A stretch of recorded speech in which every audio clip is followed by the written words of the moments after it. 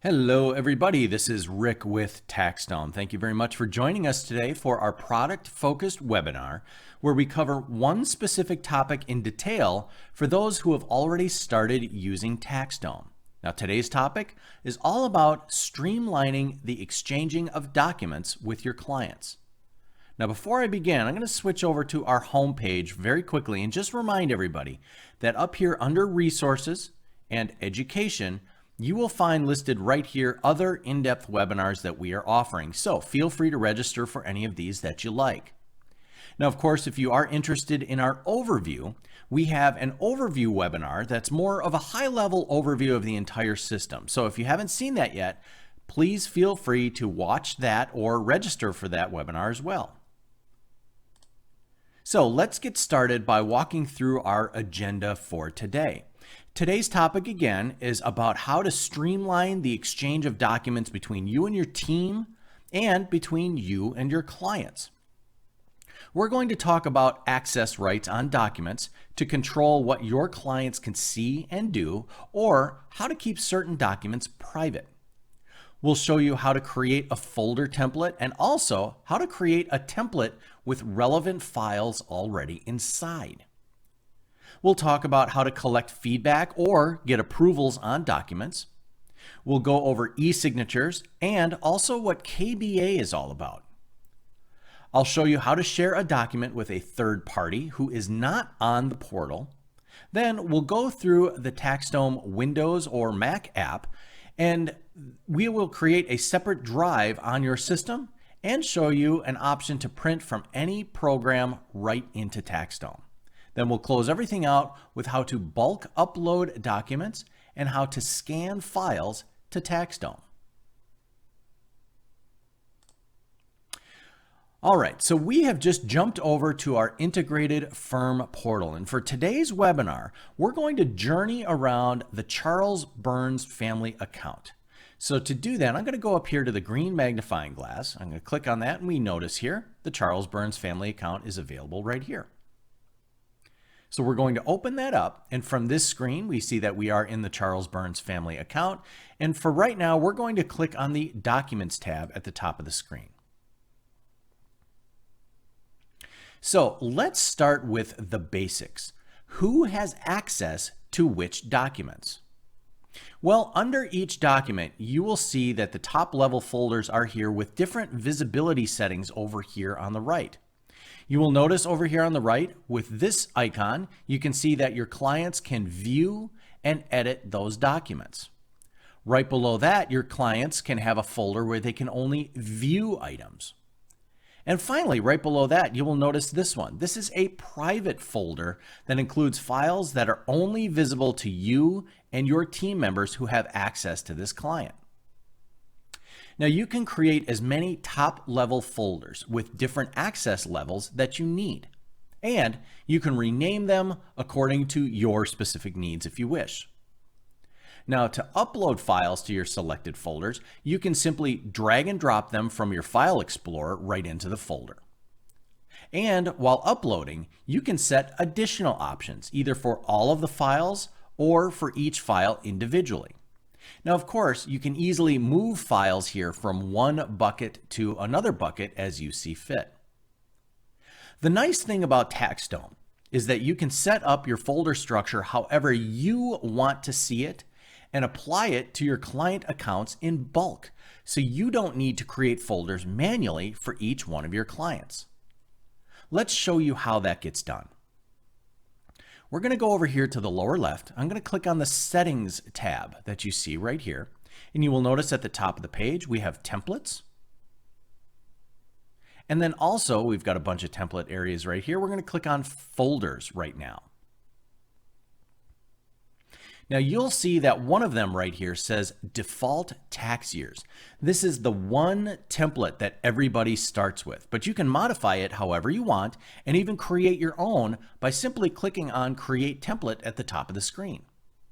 Maybe you want your folders divided by job, like a bookkeeping job, payroll job, a corporate tax return job. However you want to see it, it's totally up to you. Again, you can create as many top level folders that you like with different access levels on each one. And each of these folders may include as many subfolders as you like.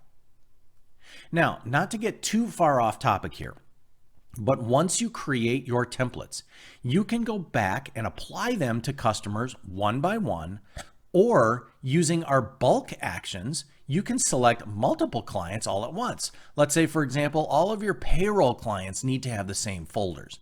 You can apply that folder structure to all of them at the same time. You can also have this done automatically as part of a workflow process. Now, we're not going to get into that today, but do check out our other webinars. You'll see that we have a workflow webinar every week that we recommend that you register for, or simply watch the recording that we have online. Now let's look at a few other things that templates can do. Let's go to this one. I'm going to open up the bookkeeping template just very quickly here. Now, a great feature of TaxDome is your ability to have these folder templates populated with the relevant files associated with that folder automatically. All you need to do is click right here, for example, on Upload Documents or Upload Folders, or if you wanted to, you can create a new folder right here. You simply select what you want, indicate the folder for those items, and poof, you have just set up a template to include all of the files relevant to that folder. That way, every time you add this template to a client, all the files will already be there. And remember, this can all be done through automations in our workflows function. Now you see that we've just jumped back to the account record for the Charles Burns family. Once again, I'm going to click on Documents at the top of the page. Now, once you've uploaded a file for the client, you actually have a few action options. One of those options is to request feedback on a document. You may want to get their approval on something before you actually continue to work, and odds are good this happens quite a bit. So for that, I'm going to go over here to the Approvals tab at the top of the page. Now right here, you actually see a couple of them. One over here says pending approval. This one says pending payment, but also pending approval. And you may have others that say approved or disapproved for you. So what we're doing right now is simply selecting that we need an approval, and it will appear here until everything is done.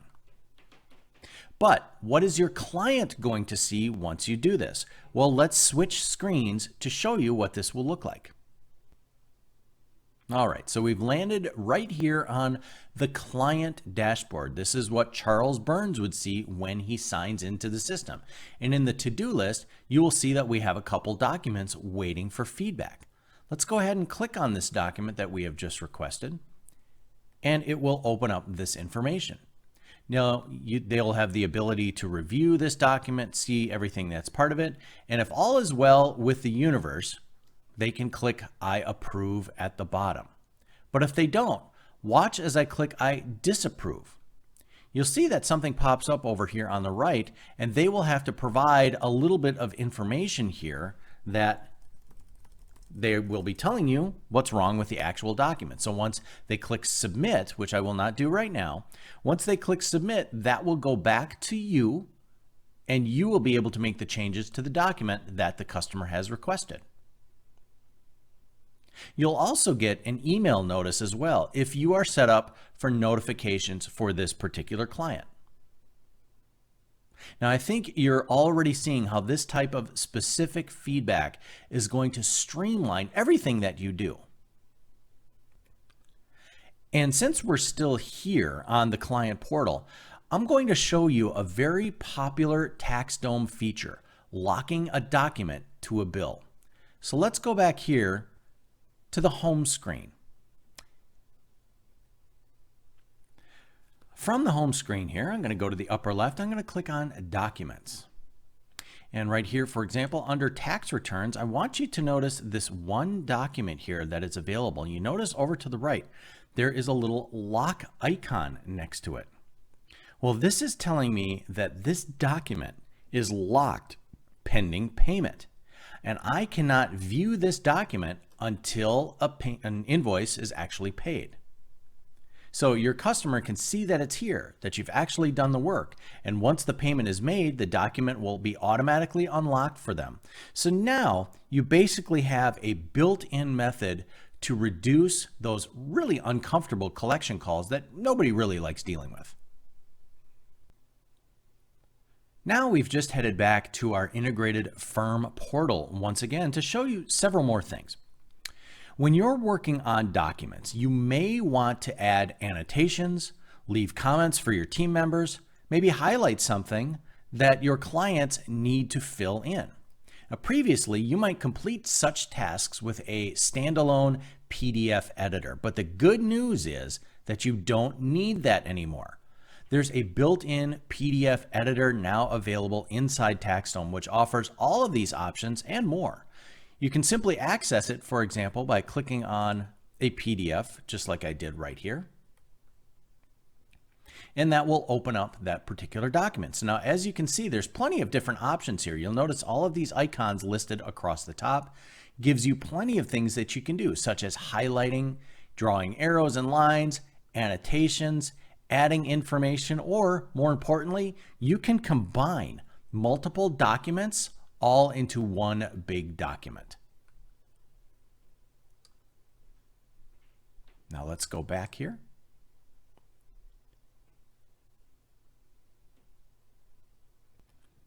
Now inside these folders, a client can view and modify certain things as well. You can also seal documents to prevent any changes. Now this gives you the chance to mark something up as reviewed and also prevent changes, but they will still be in the folders. Now I'll note really quick that you can also do that with the organizers that you've sent their way, so they can go back and change anything there too if they like. Doing this is very easy. Let's just go ahead right here and click on a single document with the three dots way over here on the far right. You'll notice that one of your options right here is seal. Well, let's select seal really quick. And now you see sealed right here, telling you that it's locked. If you wanted to unseal it, well, let's simply go back here and we select unseal. Now, of course, if you wanted to do this on multiple documents, can you do it? Absolutely. Notice here on the left, I can select multiple documents. I can even select a whole folder if I wanted to. Click the three boxes on the left and you will see all of them be able to be sealed with bulk actions. Please notice right here at the top, with our bulk actions, you can share them, move them, download them, or as I just mentioned, you can seal them. Now from right here, I'm going to pause and just bring this up. A common question that we get, a client uploads a document to the client folder, but then they delete it. Am I going to lose access to that? Well, the answer is no, you won't. And I want to show you that. I'm going to click over here, right at the top of the screen, you see this trash folder. I'm going to click on that. And as you can see, we've got a bunch of different information in here. Now, from here, you will be able to access all of the files that were deleted within the last 120 days. First, notice we have the path column. So you can see right here where it was removed from. But the nice part is your clients don't see files that you have deleted from your private folders. Only those from the folders with the client where they can view and edit the folders will they be able to see this. So this will actually match up with their trash folder in their client portal as well. If you wanted to restore something, well, easy. You just go over to the right, click on the three dots, click on restore, and it's back. So now you will never have to worry about somebody deleting your source documents after you've actually used them. Next up, let's talk about signatures. For that, I'm going to go to the top of the screen and I'm going to click on signatures. Now, our e-signatures work just like DocuSign or HelloSign. You upload a file, indicate where you would want them to sign or date or initial, and they can do all of that electronically. And just like the contracts, you can have multiple people sign the same document and you will have a full audit trail. So, to clarify the difference between contracts and e-signatures very quickly. E-signatures are on documents that are already prepared outside of TaxDome, for example, like a Form 8879, whereas contracts are created by you from a template. Now, you need an e-signature on a document. Well, the first thing that you'll need to do is make sure it's in your top level folder where the client can view the document. Now, we've got a document right here, so I'm actually going to click on this and open it up. And from right here, you will be able to see how easy it is to indicate to your customer where you want them to sign or date or initial a particular document. You can add signatures, initials, date. You can even put text in there if you like. And if you need to sign it yourself, you can do that as well. Now, before I click off of this screen, I just wanted you to notice right down here, this require KBA that's up here at the top. This is pretty important for people in the United States, so let's touch on this. But if you're not from the US, well, you don't really need to worry about it. KBA stands for Knowledge-Based Authentication, and it is required when signing Form 8879, like you see here on the screen, as per the IRS. Now, you've probably done something similar to this yourself.